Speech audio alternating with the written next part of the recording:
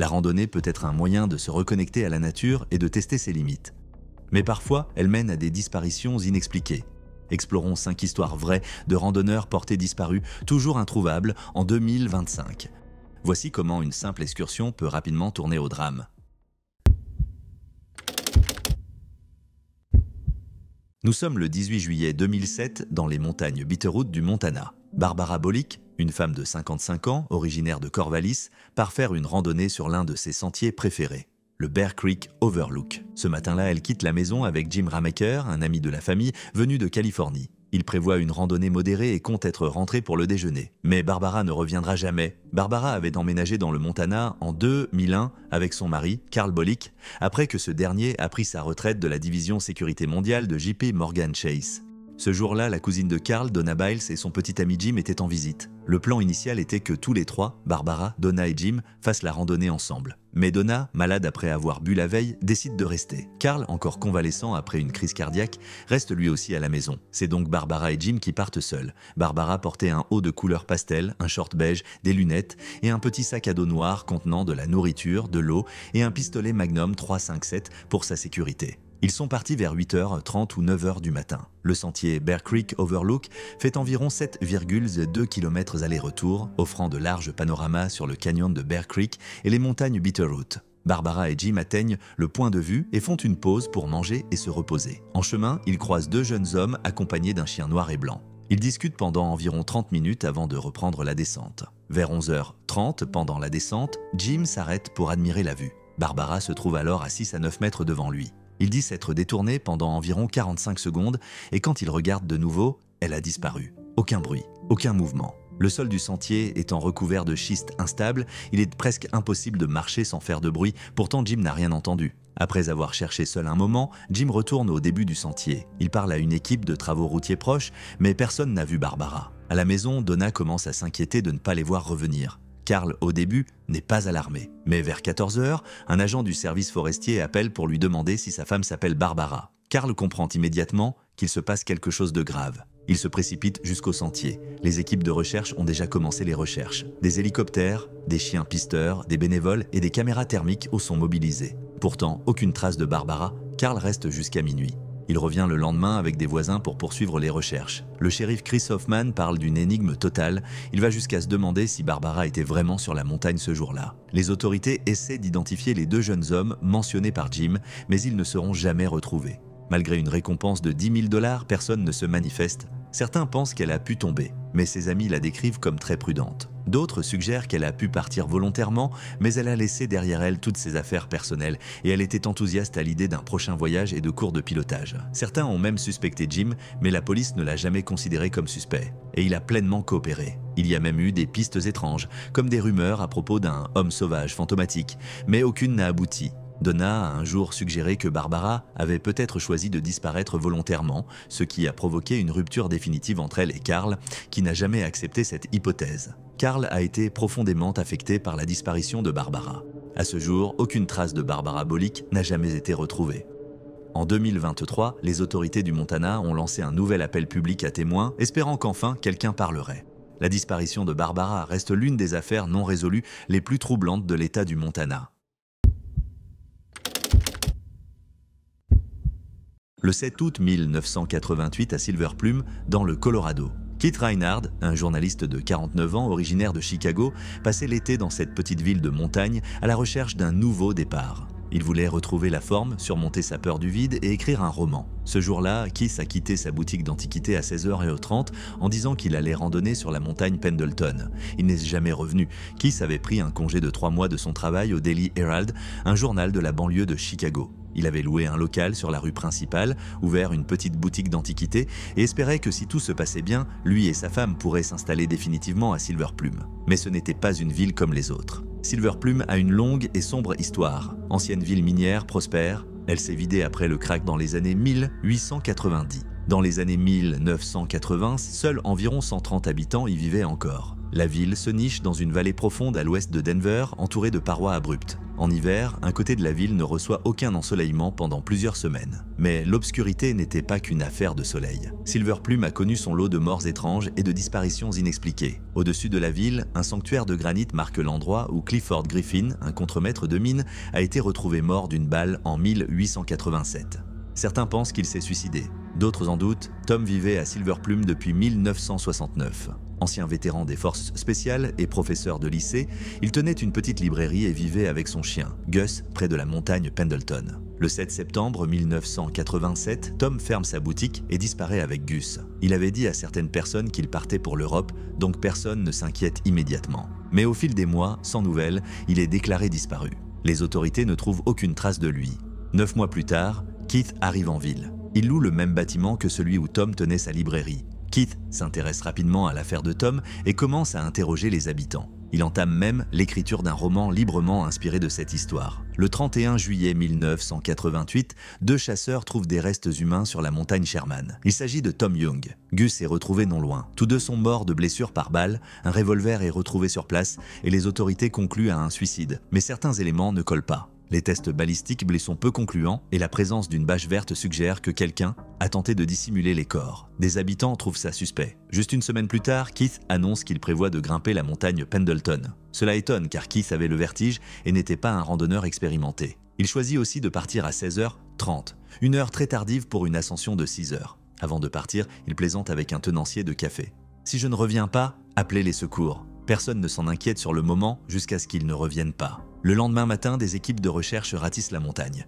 Des hélicoptères survolent la zone. Plus de 125 secouristes et chiens entraînés explorent le terrain escarpé et difficile. Mais Keith n'avait emporté aucun équipement, seulement un jean, une chemise en flanelle et des baskets, rendant toute trace presque impossible à suivre. Le 11 août, un drame survient. Un avion de la Civil Air Patrol s'écrase pendant les recherches. Le pilote meurt et l'observateur est grièvement blessé. Après 7 jours, sans le moindre indice retrouvé, les recherches sont interrompues. C'est la plus grande opération de recherche et sauvetage jamais menée dans le Colorado à l'époque et la seule qui se termine sans aucune piste. Les autorités retrouvent sur l'ordinateur de Keith son roman inachevé. Les dernières lignes décrivent un homme disparaissant dans la nature, un écho troublant au destin de Keith lui-même. Plusieurs théories subsistent. Certains pensent qu'il a eu un accident, d'autres croient qu'il a découvert quelque chose de dangereux en enquêtant sur l'affaire de Tom. Certains pensent qu'il a quitté la ville volontairement. Des témoins affirment que Keith a passé sa dernière soirée en compagnie d'une femme nommée Greta ou Gretchen lors d'une fête, mais la police ne l'a jamais retrouvé. En 2016, une équipe de documentaristes aide à rouvrir l'enquête en collaboration avec la famille de Keith et le bureau du shérif du comté de Clear Creek. Des comparaisons ADN sont effectuées, mais aucun résultat concluant n'émerge. Aujourd'hui, Silverplume se souvient toujours du journaliste venu chercher des réponses et devenu lui-même un mystère.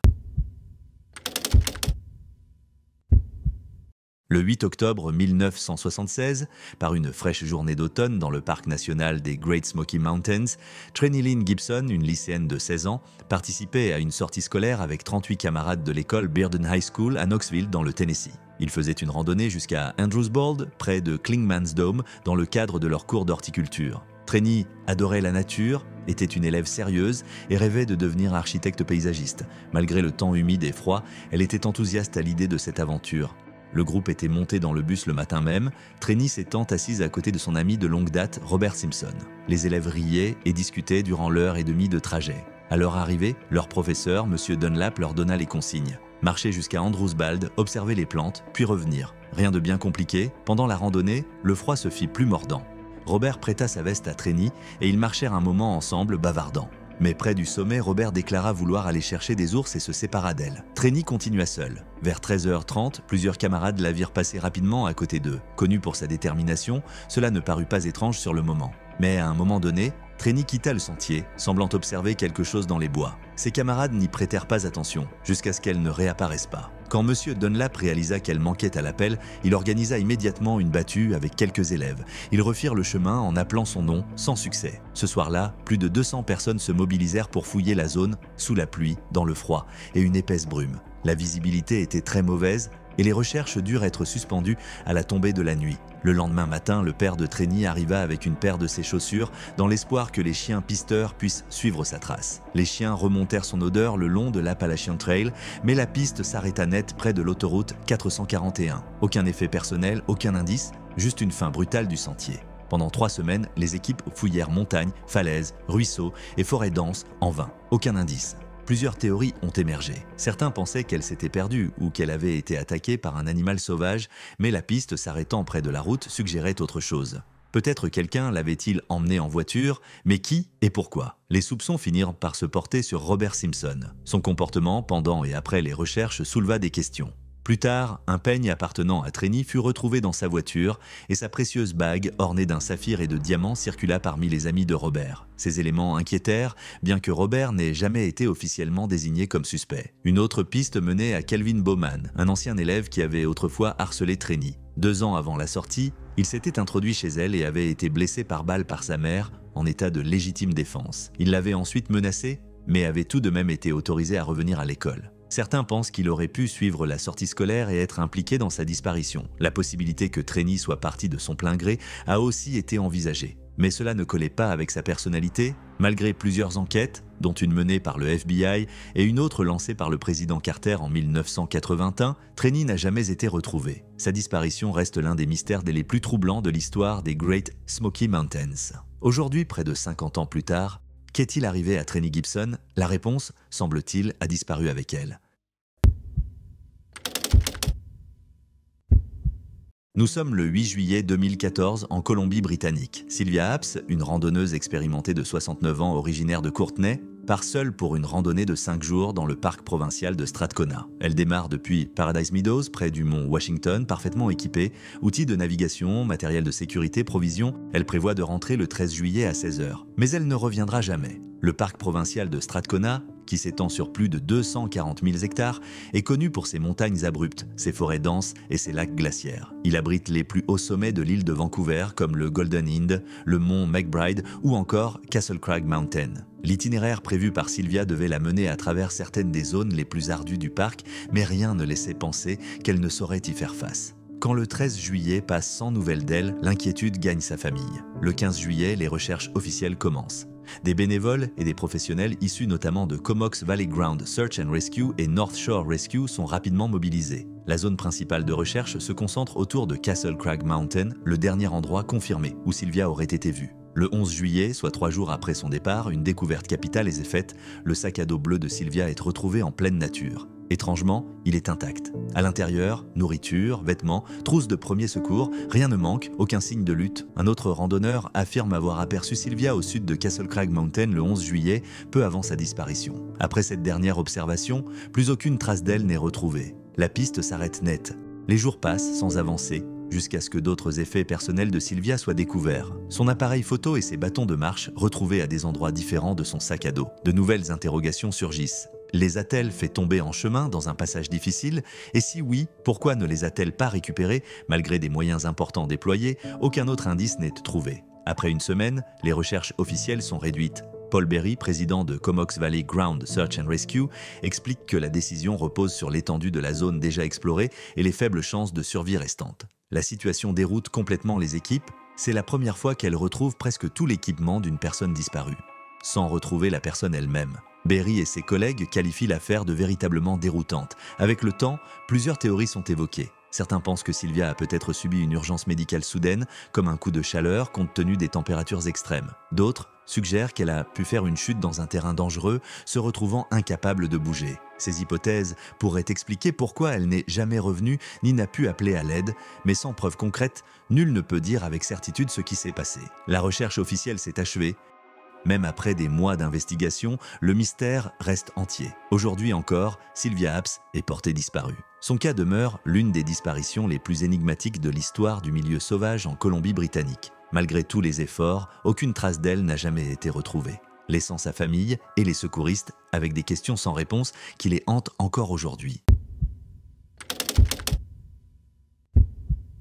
Le 24 juin 2006, dans l'État de Washington, Gilbert Mark Gilman, un homme de 47 ans au parcours remarquable, part pour ce qui devait être une simple promenade dans le parc national olympique. Il n'était pas habillé pour une longue randonnée, il portait une chemise hawaïenne bleu vif et verte, un short ou un pantalon kaki, des sandales et des lunettes de soleil correctrices. Il n'avait avec lui qu'un appareil photo, aucun sac à dos, ni équipement supplémentaire. Gilman arrive à la station de Rangers de Staircase et gare sa Ford Thunderbird décapotable, modèle 2005, couleur argent. La garde forestière, Sani Lustig, le remarque et lui demande de baisser le volume de la musique dans sa voiture. Gilman semble se diriger vers le Staircase Rapids Loop Trail, une boucle facile de 3,4 km à travers la forêt, longeant la rivière North Fork Skokomish. Ce sera la dernière fois qu'il sera vu officiellement. Gilman n'était pas du genre à se perdre. Ancien parachutiste de l'armée américaine, il avait servi au Panama, en Afrique de l'Est et en Israël. Il avait été officier du renseignement militaire et interrogateur en Irak. Polyglotte, arabe, russe et chinois,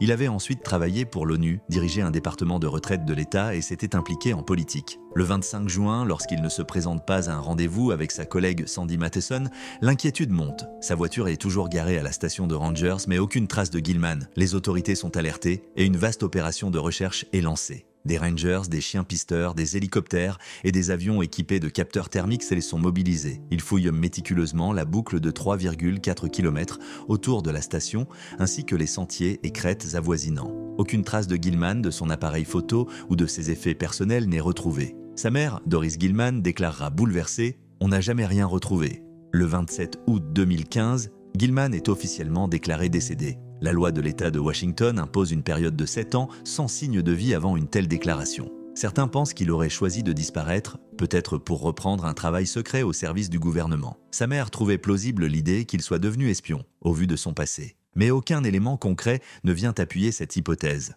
D'autres soupçonnent un acte criminel. Une théorie évoque un lien possible avec Israel Keist, un criminel notoire actif dans le nord-ouest des États-Unis à cette époque. Keist, qui a avoué plusieurs meurtres à travers le pays, vivait près du parc national olympique, adorait randonner et avait même obtenu des permis pour cette zone. Il avait participé au Olympic Discovery Marathon quelques jours avant la disparition de Gilman. Cependant, le FBI a finalement écarté cette piste, affirmant qu'aucune preuve solide ne reliait Keith à l'affaire Gilman. Une autre possibilité serait que Gilman ait été victime des conditions naturelles du parc. Même les randonneurs expérimentés peuvent y rencontrer le danger. Mais compte tenu des compétences de survie de Gilman et de sa bonne condition physique, beaucoup ont du mal à croire à cette explication. La disparition de Gilman continue de peser lourdement sur sa famille, en particulier sur sa mère, qui a reconnu qu'elle ne saurait peut-être jamais ce qui est arrivé à son fils. Aujourd'hui encore, l'affaire Gilman reste l'un des plus grands mystères non résolus du parc national olympique. Malgré toutes les hypothèses, aucune réponse concrète n'a jamais été trouvée. Ce qui est réellement arrivé à Gilbert Mark Gilman demeure une question sans réponse.